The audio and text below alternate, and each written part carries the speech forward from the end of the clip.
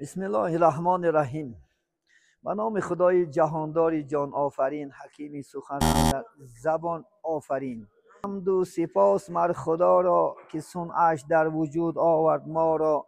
هر دم از ما صد درود و صد سلام بر رسول و آل و اصحابش تمام. اما بعد، السلام علیکم و رحمت الله و برکاته. السلام علیکم برادران اهل اسلام. الحمدلله، شکر به خدا. امروز ما و شما در این دهه اتق من النار، در این ماه مبارک شریف رمضان الحمدلله قرار داریم.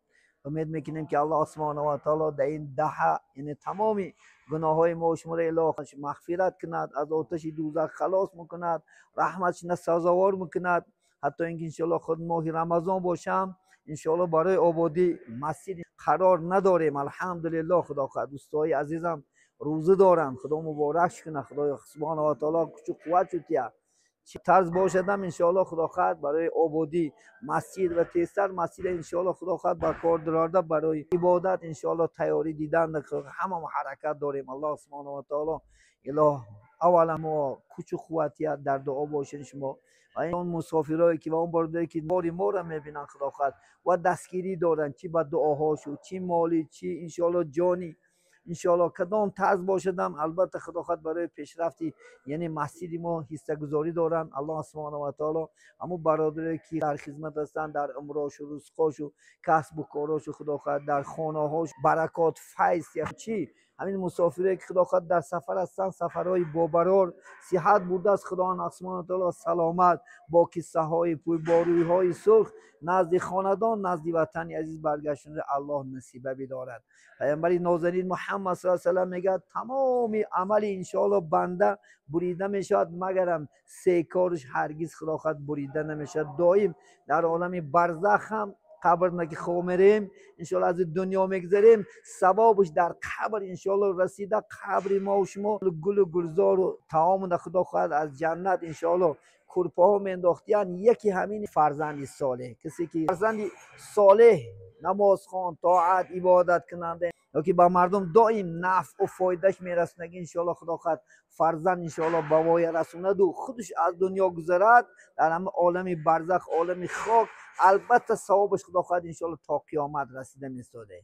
و یکی دیگر صدقه جاریه، کسی که چی کپروگ میسازد، چی قدوق میبرارد، چی راه میسازد، چی انشاءالله مسجد میسازد، باغچه ها مکتب ها و ها کذا، یا که یک باغ میکند از خودش یادگاری میموند، البته در عالم برزخ انشاءالله ثوابش رسیده میستاده. الحمدلله.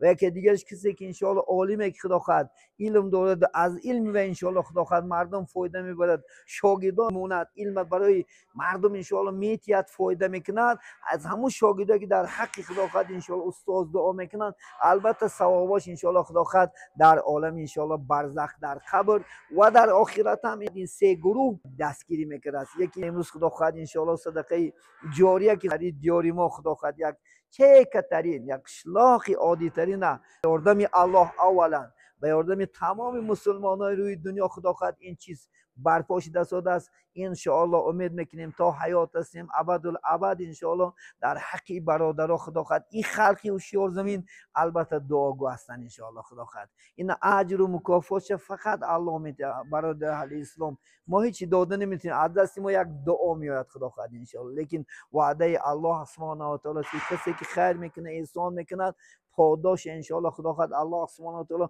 خودش انشاءالله از خزانه غیبش انشاءالله البته میرسوند انشاءالله خدا خواهد. هیچ شما دلگیر نباشین خدا خواهد چی قدر بتین الله همون قدر انشاءالله خدا خواهد میته، چی قدر در روی الله صرف کنیم همون قدر الله سبحانه و تعالی خدا خواهد یعنی دنیامون مالمون خونمون تنیسیان میته خاطری جمع میته خدا خواهد انشاءالله.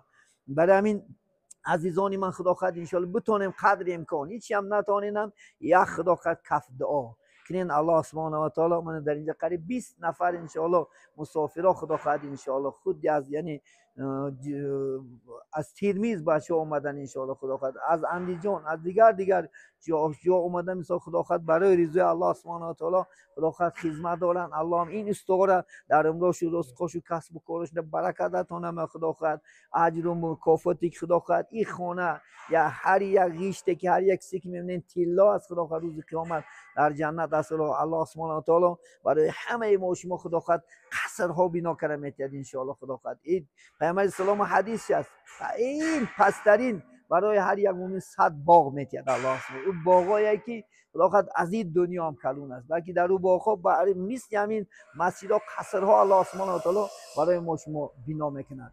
برای همین عزیزان من امید میکنیم که خدا خواهد انشاءالله ما هر روز که اون طرف کارمون جدل رفته سوده انشاءالله خدا خواهد برای شما هر یک کاری که میکنیم خدا خواهد برای مخلصا میپرتیم خدا خواهد کارمون انشاءالله ادامه میکنیم. امید میکنیم که همین سال خدا خواهد 2025 انشاءالله یعنی در وقت کرما باقی مثل امید داریم. الله سبحانه البته ناامید نکند.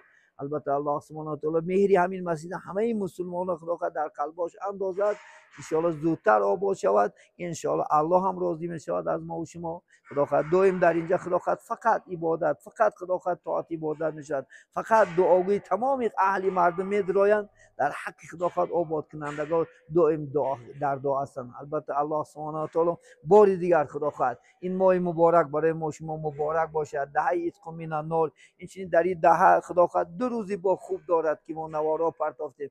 یکیش انشاءالله نزول قرآن، یکیش انشاءالله خدا خواهد شب قدر. الحمدلله الله سبحانه و تعالی من شما را رسوند روز چهارشنبه گذری بیگاه پنجشنبه شب 27 شب قدر میشد انشاءالله. این چنین این خرسندی خوب با که خدا خواهد قرآن ختم میشد. الحمدلله قرآن ختم میکنیم. در این ختمانه قرآن همه شما را عزیزان مسافران خدا خواهد در دعا هستیم انشاءالله. هم شب قدر زنده میداریم انشاءالله و دائم در دعا باشیم. الله سبحانه و تعالی همین کارگی عمل و کارام پاداش این دنیا دم و در آخرت هم الله سبحانه و تعالی اله میسر بگرداند. اللهم صل علی محمد و علی آل محمد و بارک و سلم علیه. تا صحبت دیگر خدا حافظ میکنیم. در کجای باشین در امان الله سبحانه و تعالی باشین.